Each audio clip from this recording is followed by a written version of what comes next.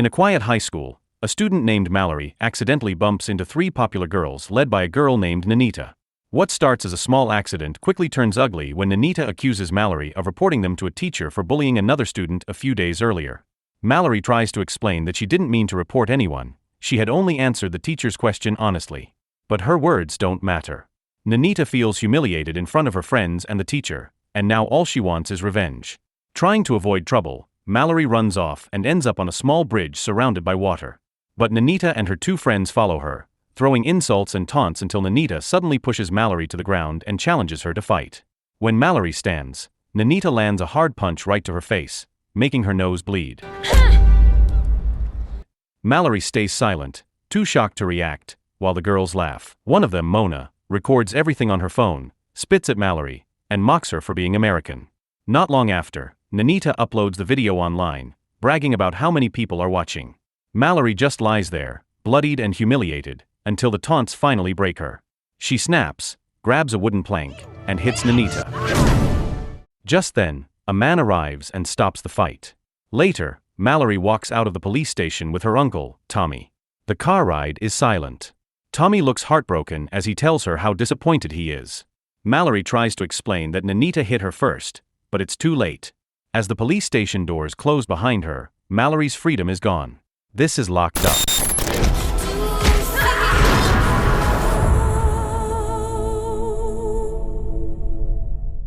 When they get home, Tommy receives a call from the school. Mallory has been officially expelled for attacking Nanita. She doesn't say a word. She just stares blankly at a bottle of pills and a half-empty wine glass on the table. Before leaving, Tommy gently reminds her to try to adjust to their new life, even if they're in a different country now. But Mallory barely listens. As soon as he leaves the room, she swallows all the pills and walks out of the house. Not far down the street, her body starts to give out.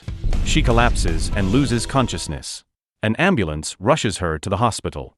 The doctor later tells Tommy that her condition is stable and there's no serious damage. When Mallory finally wakes up, Tommy sits by her side, relieved but shaken, and tells her how worried he's been. A few days after the fight by the river, the video of Mallory and Nanita's brawl spreads like wildfire across Facebook, eventually reaching the authorities. In the footage, it's clear that Mallory is the one attacking, hitting Nanita so hard that the girl falls and suffers serious injuries to her face. Under pressure from Nanita's family and the school's administration, the case is taken to court. Mallory, her uncle Tommy, and their lawyer stand before the judge, but the verdict is harsh. Mallory is sentenced to 2 years in a juvenile correctional facility and fined heavily for what's described as a violent assault causing serious harm. There's nothing they can do but accept it. Later, Mallory packs her things quietly as Tommy drives her to the facility. When they arrive, a guard named Sky greets them and escorts Mallory to meet the warden. The woman speaks calmly, assuring them that Mallory will be treated fairly and won't feel like she's in a prison. But when the meeting ends, the warden asks her to say goodbye to her uncle outside. In a tearful embrace, Tommy promises he'll do everything he can to get her out and that he'll keep in touch no matter what. Then they part ways. Sky leads Mallory through the main gate and into the facility. The moment she steps inside, she's overwhelmed. The air feels heavy, the place looks grim, and the inmates' eyes are filled with hostility. Sky tries to reassure her and guides her to an open courtyard where other prisoners are gathered. That's when a woman named Riz notices her. With a sneer, Riz starts taunting and intimidating her, then suddenly grabs Mallory by the neck. Before things get worse, another inmate, Belle, steps in and stops the attack. Mallory whispers her thanks, but Belle simply walks away. Sky then takes Mallory to her assigned cell. A guard hands her a prison uniform and orders her to change. Embarrassed, Mallory hesitates, until a fellow inmate named Kat gently tells her it's normal and to just get it over with. Once she's dressed, Sky gives her a daily schedule and leaves. Kat soon strikes up a conversation, curious about why Mallory ended up there. Mallory explains what happened, and Kat listens intently. But when Mallory asks about Kat's own story, she snaps and tells her to mind her own business. Not long after, lunchtime arrives. Kat invites Mallory to sit with her while Riz watches them from across the room. Kat quietly explains that Riz is dangerous, someone who once killed her own family, even a cat, which is why she's behind bars. Mallory is stunned. Kat warns her that the system here is corrupt, that the guards and warden force inmates to fight for entertainment. Before long, Riz returns, harassing Mallory again. Kat steps in, ready to defend her, but a guard arrives just in time to break it up. Afterward, Kat advises Mallory to start learning how to fight if she wants to survive in this place. Later, Mallory asks if she can call her uncle. Kat warns her that all phone calls are monitored, but Mallory insists. When she finally gets through to Tommy, she begs him to help her get out. Tommy promises he'll do everything he can, but before he can say more, the guard cuts the line, ending the call. Not long after, Mallory is summoned to the warden's office. She's handed a stack of documents written in a language she doesn't understand. Suspicious, she asks to contact her uncle or lawyer first, but the warden refuses. With a cold stare, she insists that if Mallory doesn't sign, her prison time won't be counted. Cornered, Mallory has no choice but to sign. The next day, Sky shows up to assign her work duty. Mallory chooses to clean floors, hoping to stay out of trouble. But trouble finds her anyway. Riz spots her and, without warning, hits her hard across the face, leaving a deep bruise. When Kat finds out, she snaps. Fucking bitch! Kat, no! Despite Mallory's attempt to stop her, Kat charges at Riz, and chaos erupts. The fight gets so violent that the warden herself storms in and orders both of them to be thrown into isolation cages. As the others are dragged away, the warden gives Mallory a strange, unreadable look. Later that night, Kat is returned to her cell, beaten and barely conscious. Fueled by anger and fear, Mallory gathers her courage and confronts the warden about the abuse. But the only response she gets is a threat to never speak about what happens inside, or she'll regret it. The warden warns her to start fighting if she wants to survive. From that moment on, life behind bars becomes even darker. One day, the warden calls out Mallory's cellmate and orders them to fight. Confused, Mallory hesitates, but before she can react, a fist slams into her face. The warden watches coldly and tells her to toughen up. In 2 weeks, she says, Mallory will have her first official fight. Shaken, Mallory turns to Belle for help, asking her to train her. Belle doesn't agree right away but eventually gives her a test. Mallory should hold 2 dumbbells for 60 seconds. Mallory tries, but her arms tremble, and she drops them halfway through. She's still too weak. Frustrated and embarrassed, she leaves the training room, slamming the door behind her. In anger, she decides to make a phone call. A guard tries to stop her, but Sky steps in, pretending to help, while warning her not to mention the warden. Mallory finally manages to reach Tommy. But under Sky's watchful eyes, she can't say much. Tommy tells her he hasn't been allowed to visit because Mallory supposedly signed a document canceling visitation rights. Turns out the papers the warden forced her to sign were those very documents. She wants to explain, but before she can, the line goes dead. Sky cuts the call, grabs her arm, and drags her toward the basement. Down there, Mallory is ordered to take off her clothes. Shocked, she refuses. A guard hits her hard, leaving her no choice but to obey. Not long after, the warden arrives with a chilling revelation. She tells Mallory that they know her father is a wealthy man. But since he's refused to pay the ransom they demanded, Mallory must face punishment. Mallory begs and promises she'll find a way to get the money, but the warden doesn't care. With a single command, she orders her guards to assault Mallory.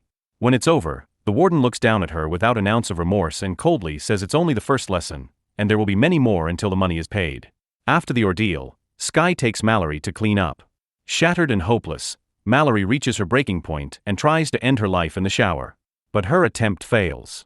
She collapses on the cold floor, and Sky finds her just in time. Mallory is moved to a special cell, where the warden visits again.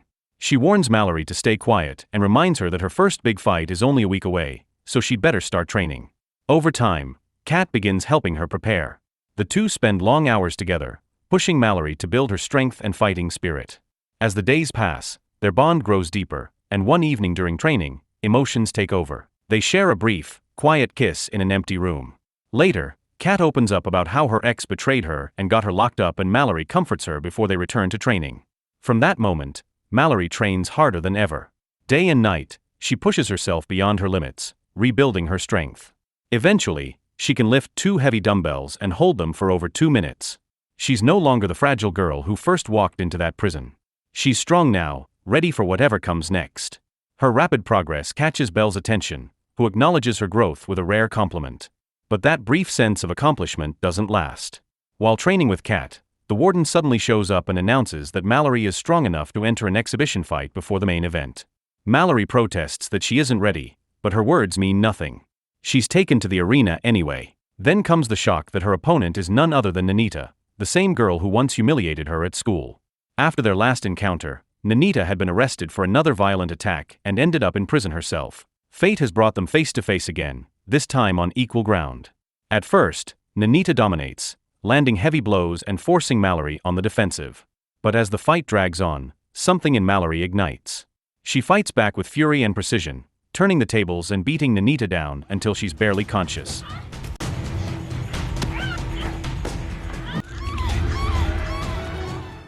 From her seat above the ring, the warden watches with disturbing pleasure, while a guard behind her records every moment of the brutal fight. The next day, Mallory is called to the warden's office. The woman greets her with a twisted smile, congratulating her on the victory. She says the video of Mallory's fight has gone viral and made her a sensation among the prison's secret spectators. Then she reveals Tommy has paid someone to get permission to visit her. But before the meeting happens, the warden gives a chilling warning. If Mallory dares to tell her uncle anything about what really goes on inside, Tommy will be killed. The warden then gives her an ultimatum.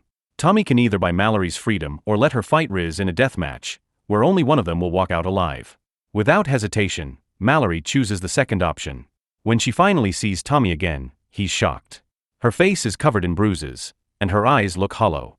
He tries to ask what happened, but Mallory stays silent because Sky is standing right behind her, watching every move. Desperate, Tommy tells her to reach out to her father, the only person powerful enough to get her out. He explains he's already tried, but her father refused to listen. Mallory rejects the idea, furious, spitting out her hatred for the man who abandoned her before storming out of the room. Days later, during a training session, the warden suddenly shows up and cancels Mallory's training privileges with no explanation. Confused but determined, Mallory keeps practicing in secret inside her cell with Kat. Kat warns her that the warden doesn't want her to win and that the fight against Riz is meant to break her. Meanwhile, in another part of the prison, the warden visits Riz during her workout. She orders a guard to inject a performance-enhancing drug into Riz's body. Then she leans in and tells her coldly that if she kills Mallory in the ring, she'll earn her freedom. As the day of the fight gets closer, Belle pulls Mallory aside and tells her that the only way to survive isn't by strength, but by sheer willpower. But things get even worse. During lunch, the guards purposely block Mallory from getting any food. They even forbid Kat from sharing hers. That night, starving and weak, Mallory sits alone in her dark cell. When a rat scurries by, she looks at it with desperation. Kat can hardly bear to watch. Yet, in the end, Mallory catches the rat and eats it, just to have enough strength to keep fighting. At last, the night of the fight arrives. The warden stands before the two opponents, her voice echoing through the underground arena. She declares that only one of them will leave alive. Around the ring, Kat, Belle, a handful of inmates, and a guard holding a camera stand in silence, waiting for the chaos to begin. Then the fight explodes into motion. Mallory and Riz clash with brutal force, trading blows that shake the ground. Every punch, every hit, is fueled by rage and desperation. It's a fight for survival. After a long and savage struggle, Mallory finally knocks Riz to the floor.